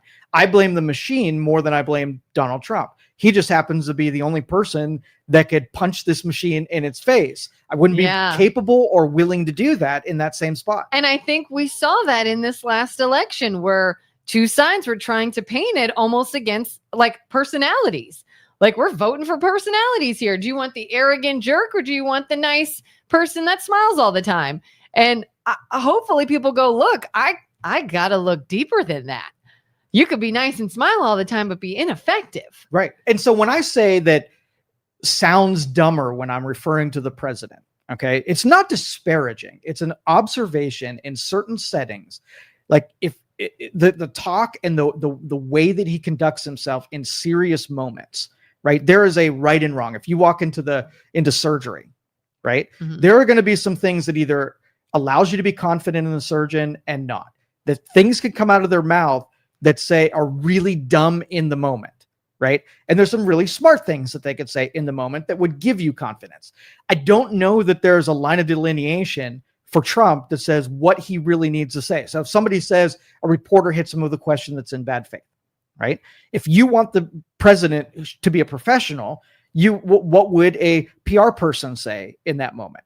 They would get the best value out of responding to that question without creating an enemy that could visit you in the future. Mm-hmm. So, but Brutus, right, decides to make an enemy in the future that's going to ask him a terrible question the next time and allow him to go further down that rabbit hole of then being mean to everybody, giving red meat to the people who oppose you, making it more polarizing than it was before the moment. So your net gain was you got to be yourself in that deal, even if the proper role of president there is not to be the bouncer, right? Mm-hmm. You are the master diplomat. You execute things. So when I say if he runs departments well and he gives the freedoms to be able to, execute the laws well and all of the things that matter and are important, I think he does a great job and are really effective what he's willing to do. I have to tolerate the stupid parts where I think he can be a much better human being in the moment than he's willing to be. And that is my big criticism of him. Well, and I agree. And I also think, though, that it's very difficult to even have him change or be different because they can still make him look however they want to make him look. You know, when Kimmel was talking about, oh, look, he seems real tore up. Somebody said, so sorry about your friend Charlie Kirk. How are you doing? And he instantly talks about the new ballroom. To myself, first reaction was probably, was this a press conference for this ballroom? Was this something that they all said from the get-go, we're not talking about Charlie Kirk today. We're not doing that today. Stick to why we're here. And so he was doing that. Is it like, I'm not getting in on your clickbait here. You're trying to bait me into something. I said, I'm fine. And now I'm getting back to why we're here today. That's all. Those were going through my head, is that reaction made sense. But what was taken from it? Oh, he's really grieved. Oh, look, he has no emotion. Well, he doesn't care. There's no advantage in him being a better human being. It's not like he would be rewarded if somehow he went and became a master diplomat and a great articulate speaker in the moment and knew all of. I watched these hearings, which I do think that Kash Patel is a very intelligent person and he is very diplomatic and he holds his arguments well. And I watch what they do to him when you act like that. And so okay, well, if you want better, you got to reward the behavior that's better. And then we get to sit around as observers and say, how is this machine? Why is the output of this machine creating really terrible things and really terrible people? Yeah, I mean, I do, but I don't. I don't see the point in Senate hearings. I don't see the point when they're like, oh, whether it's Kash Patel or RFK Jr. or anybody, the woman with CDC who was fired. I didn't watch her hearing yet, but those to me are so ridiculous. What are they supposed to be, though? You would think it's supposed to be an opportunity to get information, to ask questions, to receive answers in order to do some sort of audit or transparency of here's what's happening. We need to look into this. We have some questions we need answered to make sure we're on the right track and we're accomplishing what we set out to accomplish. It's none of those things. Okay, so let me paint the picture for you. So we hold a sales meeting and I invite all of my my salespeople in the field. We have a sales meeting once a week and the salespeople tell you everything that they're doing out in the field, how they could make more sales, how they could be better prepared. And then you as a sales manager give them new goals and collect all of their information. And it's a moment that you have dedicated time to collect information from a person that's doing a different thing that you are and you can relay information. Mhm. What if my salespeople came in, right? Mhm. And I came after them? You are the worst salesperson in the world. It's you versus them. Right. So Mhm. that sales meeting didn't do anything except for you gave a platform for people who don't like each other to throw insults at one another. Yeah. There was no information. What if you had to go to a sales meeting and present information to people that want you fired? Yeah. Right. And they want you fired regardless of what kind of job you're doing. Every question should be, hey, it's been a week since, has anything changed? What are you working on? You know, what's going on? What's going well? What's not going well? Give us your deal.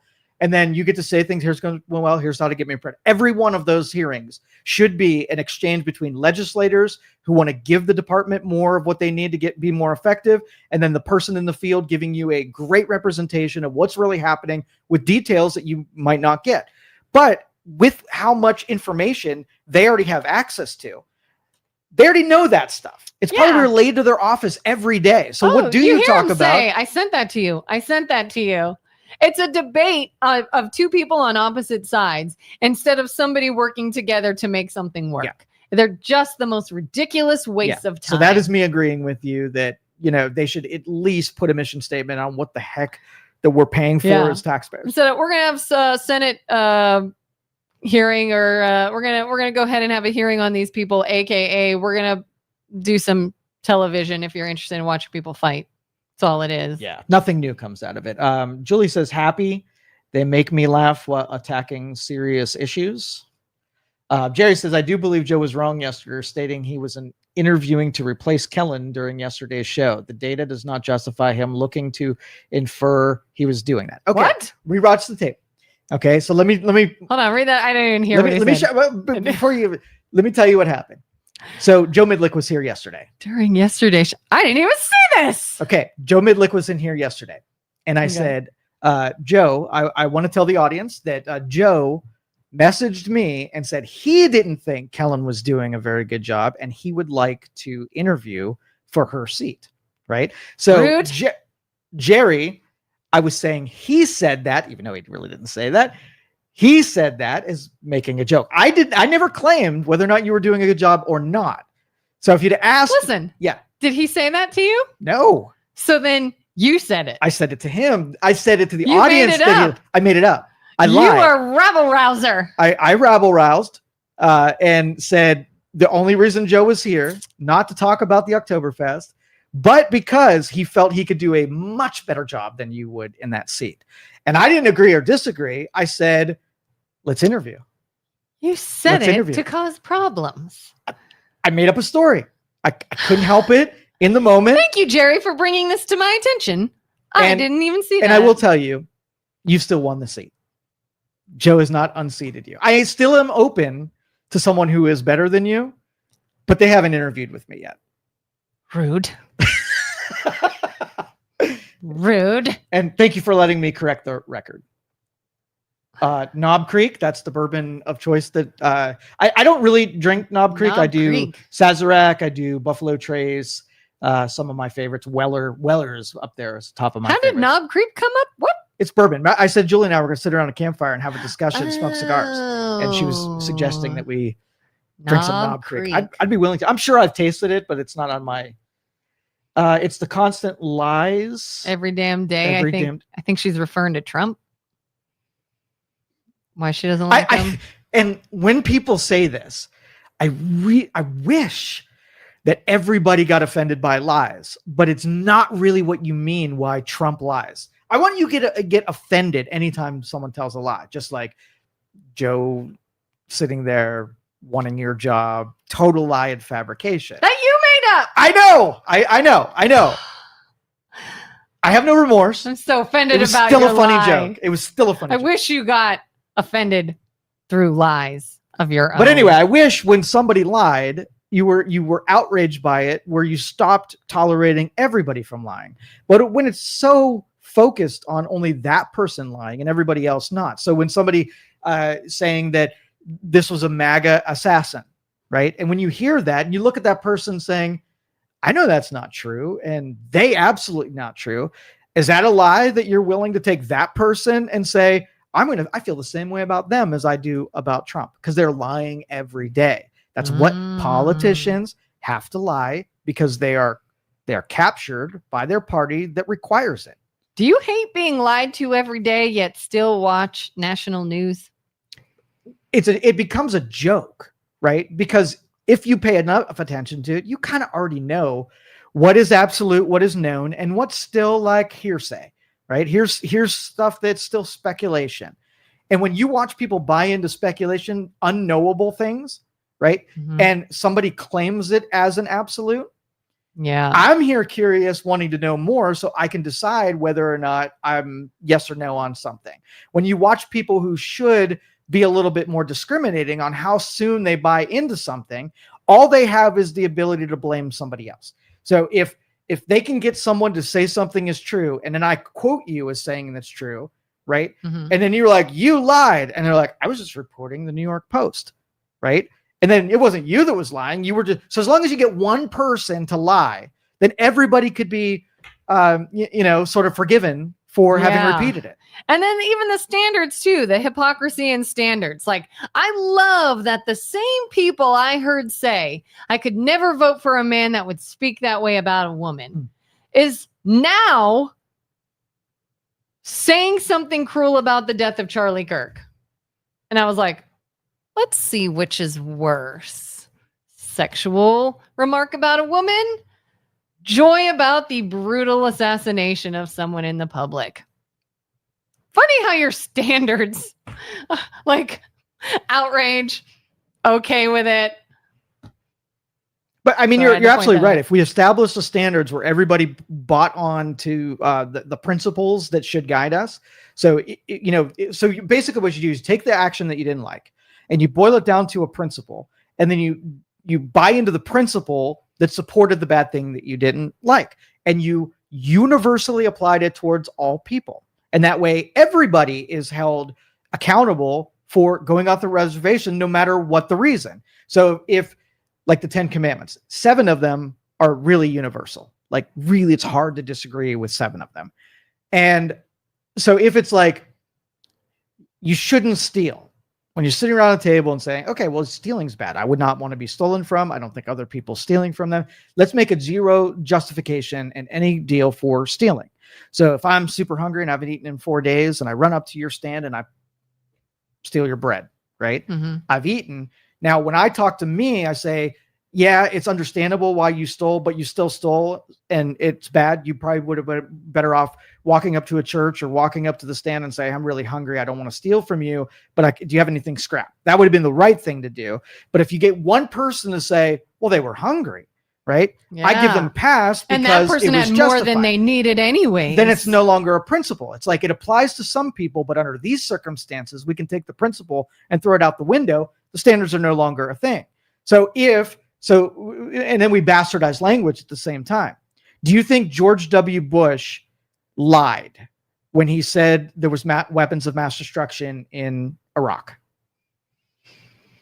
Is there a difference between being wrong and lying? What's required for a lie? What is a lie? Difference? What the heck is a lie? Is you knowingly give false information. Okay, so I have to say that you said something that wasn't true, Mm-hmm. and then I have to tell you why I know it, that you knew that it wasn't true. Yeah. That's lying. That's a lie. Right? Yeah.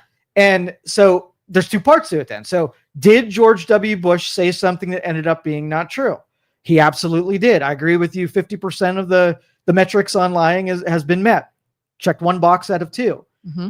Now you have to show me how he knew ahead of time that what he was about to say was untrue. So if you say something like, I had a conversation with Bill, and after he went in front of the podium, he was like, I know this isn't true, but I'm going to say it anyway. Lie, right? Yeah. But during that era, we were able to take something that we can levy against someone that's effective at hurting their credibility. And even if we were uncertain if it was like, could it have been a lie? Yes. But it was unknown at that point. I'm only at 50% certainty because I only have one of the boxes checked, not both of them.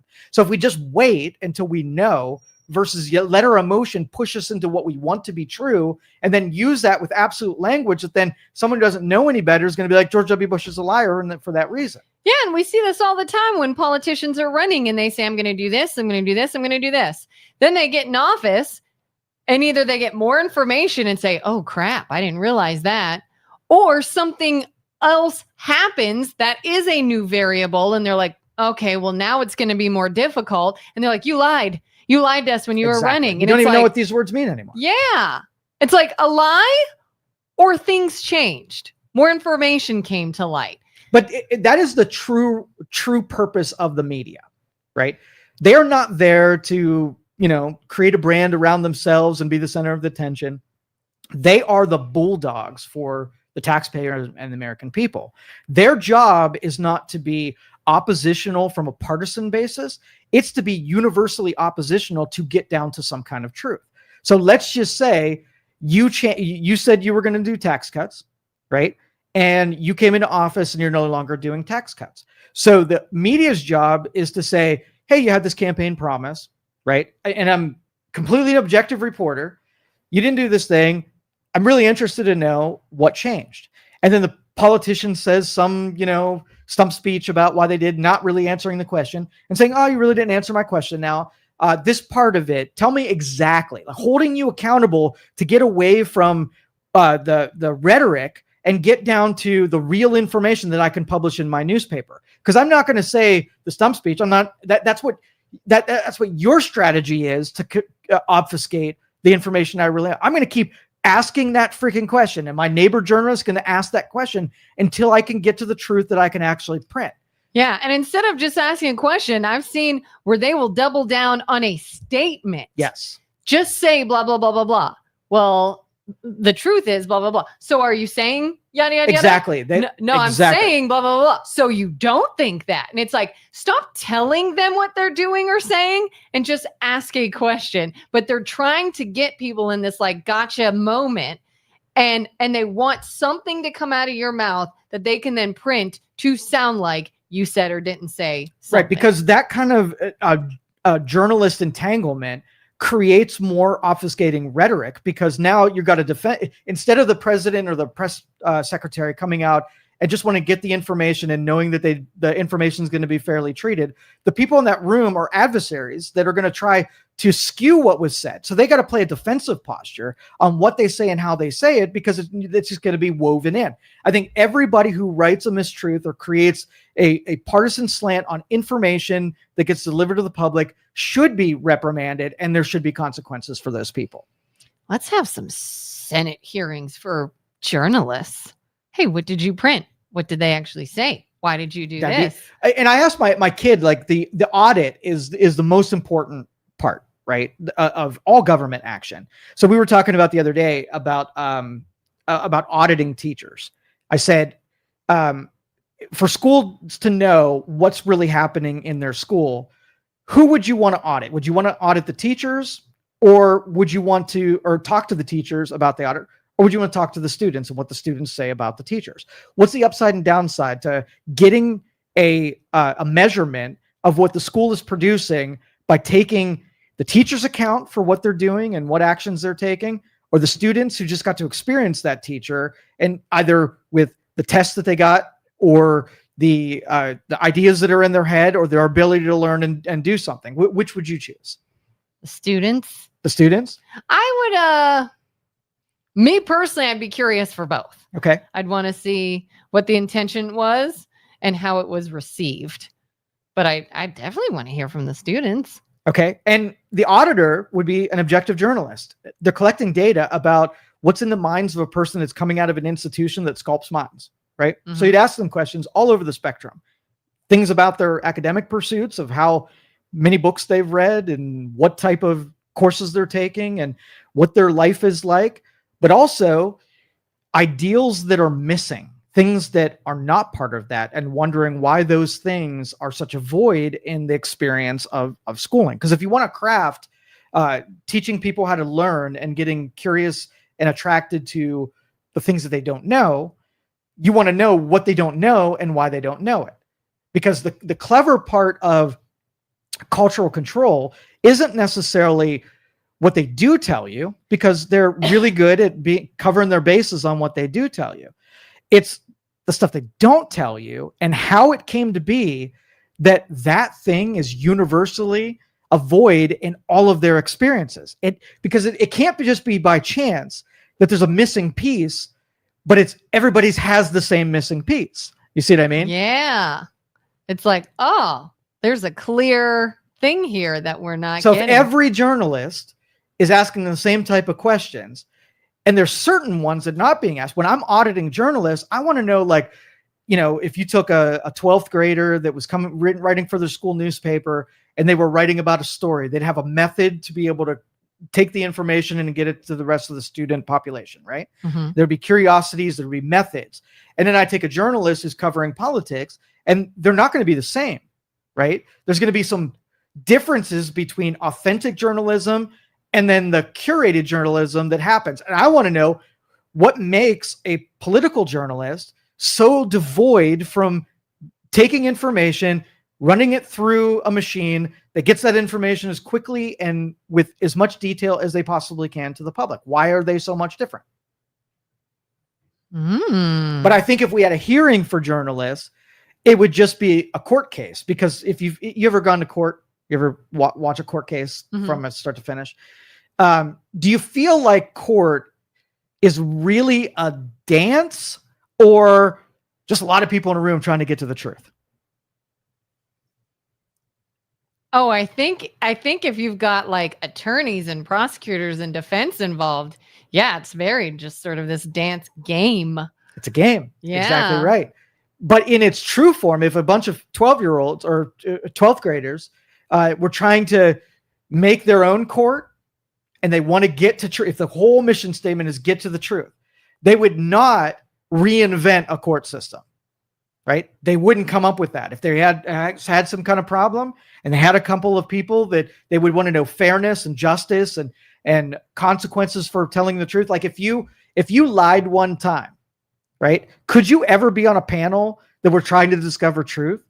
No, you would never. Yeah. Just like if you were discredited. If you were a person that's stolen, you would never be at the front desk at a bank, right? You wouldn't, because you've obviously, part of your character is that you don't know how to be truthful or not steal money from the deal. There are enough other people that are good, that don't steal, that don't tell lies. That's the people that need to be trying to dig for truth.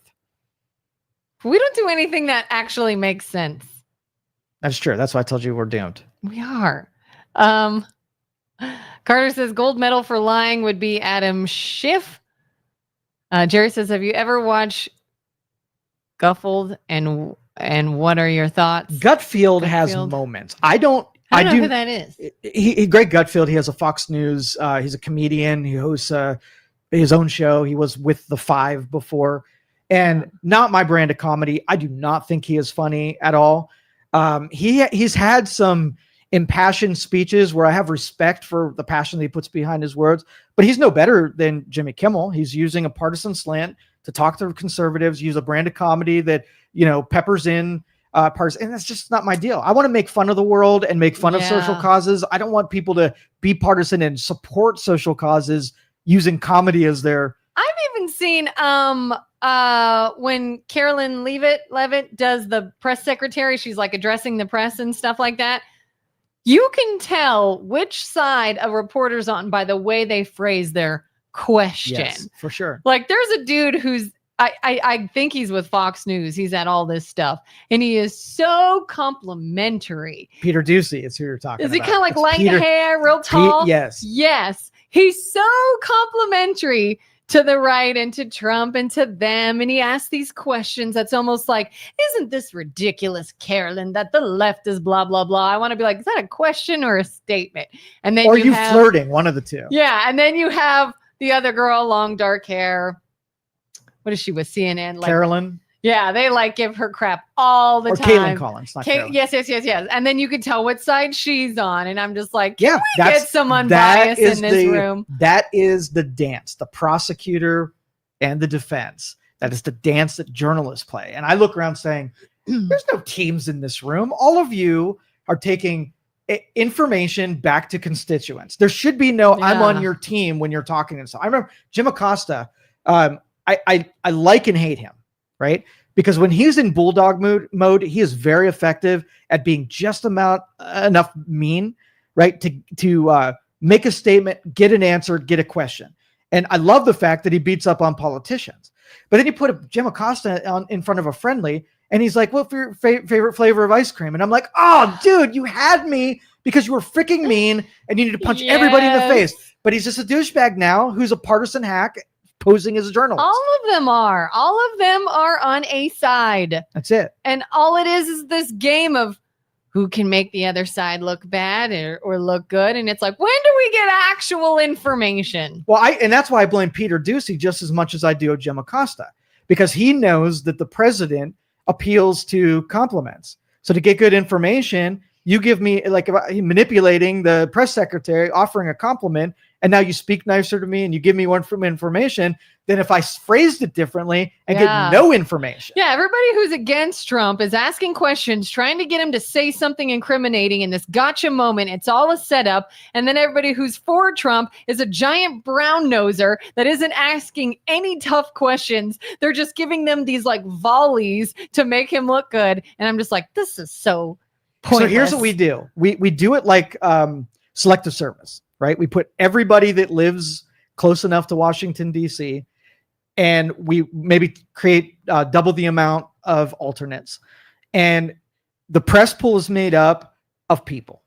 Your name gets selected, you show up, you get to ask the president questions like a town hall, but every day the president is covered by real people that are above 18, that have their own interests and whatever, and they ask the question. I will bet you that press conference is better than anyone that we've had in a decade. Is that not what Charlie Kirk did? What? With students? Real 100%, people. Real people sat in front of real people, real questions, That's exactly everyday right. people. That's what we need to do. We need to get forum. professional journalism out and put real people in front of the president, ask questions that are really important to them. And what has everybody been saying? And they killed him for it. Yep. Joseph says, Kelin, I wasn't interviewing. I'm retired and love it. Yeah. Joe, he has defended himself. Joseph, this Joe just like threw you under the bus. Your Honor, this is inadmissible. I strike from the record. Joe has not been sworn in. What he says doesn't matter. Midlick, not me. I've been sworn in. When a lie affects the country because of his position, it is intolerable. I knew Joe was being facetious, Kelin.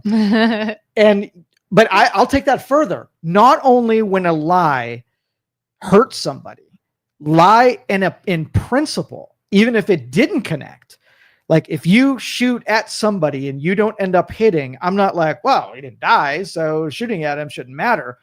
If you're going to take, I don't want lies, you are not going to permit some of them to be okay and not without consequence, even if you didn't reach the target. If I throw a punch at you and I don't make contact, did I assault you?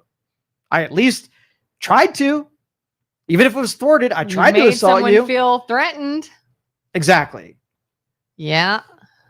Carter says, you mean like, I won't pardon Hunter. A lie. I'm about out of energy. This was an intense one, Kelin. We ready to get out of here? Time. All right. Tomorrow we have the MLO Bros. Allegedly going to be back on the show. So make sure you tune in for those dudes. Thank you for joining us, everybody. Julie and Carter, you guys were all in perfect behavior today. Like there wasn't any, your questions were good. Your comments were good. And I appreciate that. And we all get along on this show. Yeah. And all of us drinking bourbon and smoking cigars. Yeah. World peace starts here. World peace. All right. Have a good one, everyone. Thank you for listening to this show on Youngstown Studio. This is original Youngstown content. Feel free to share our videos and tell your friends about us. Don't forget to subscribe to our YouTube channel and follow us on